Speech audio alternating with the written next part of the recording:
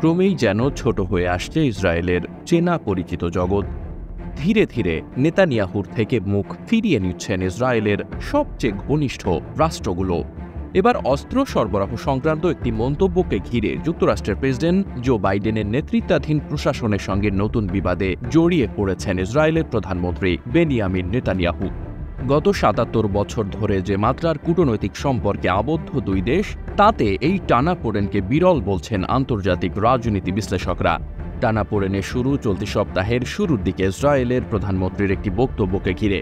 সামাজিক যোগাযোগ মাধ্যমে পোস্ট করা একটি ভিডিও চিত্রে নেতানিয়াহুকে বলতে দেখা যায়, যুক্তরাষ্ট্রের সরকারি প্রশাসন তার দেশের জন্য পাঠানো অস্ত্র ও গোলাবারুদের চালান আটকে রেখেছে। তবে নেতানিয়াহুর এমন অভিযোগের বিরুদ্ধে মুখ খুলেছেন যুক্তরাষ্ট্রের উপর মহলের সদস্যরা। গত বৃহস্পতিবার যুক্তরাষ্ট্রের জাতীয় নিরাপত্তা কাউন্সিলের মুখপাত্র জন কির্বি ইসরায়েলের প্রধানমন্ত্রীর সাম্প্রতিক বক্তব্যের প্রসঙ্গে সাংবাদিকদের বলেন, তার এমন কথাবার্তা আমাদের জন্য খুবই হতাশাজনক এবং বিরক্তিকর। হামাস এবং মধ্যপ্রাচ্যে ইসরায়েলের অন্যান্য শত্রুদের থেকে আত্মরক্ষার জন্য ইসরায়েলকে আমরা যে পরিমাণ সামরিক ও অন্যান্য সহায়তা প্রদান করেছি এবং এখনও করছি, অন্য কোনো দেশ এমনটি করেনি।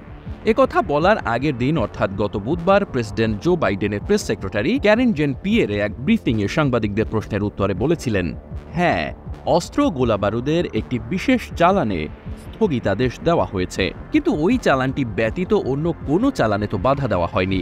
আমরা সত্যি বুঝতে পারছি না তিনি আসলে কি বলতে চাইছেন।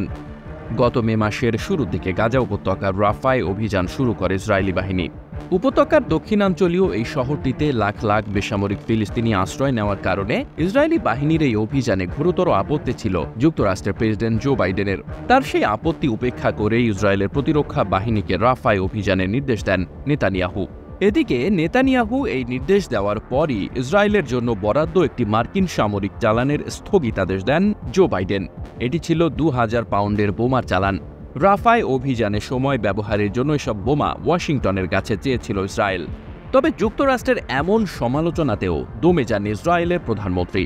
গত বৃহস্পতিবার কির্বির বক্তব্যের কিছুক্ষণ পর নেতানিয়াহু এক বিবৃতিতে বলেন, আমি ব্যক্তিগত আক্রমণ মেনে নিতে রাজি আছি, কিন্তু তারপরও চাই যুক্তরাষ্ট্র থেকে গোলাবারুদের চালান অব্যাহত থাকুক, কারণ ইসরায়েলের অস্তিত্ব রক্ষার জন্য এই গোলাবারুদ জরুরি।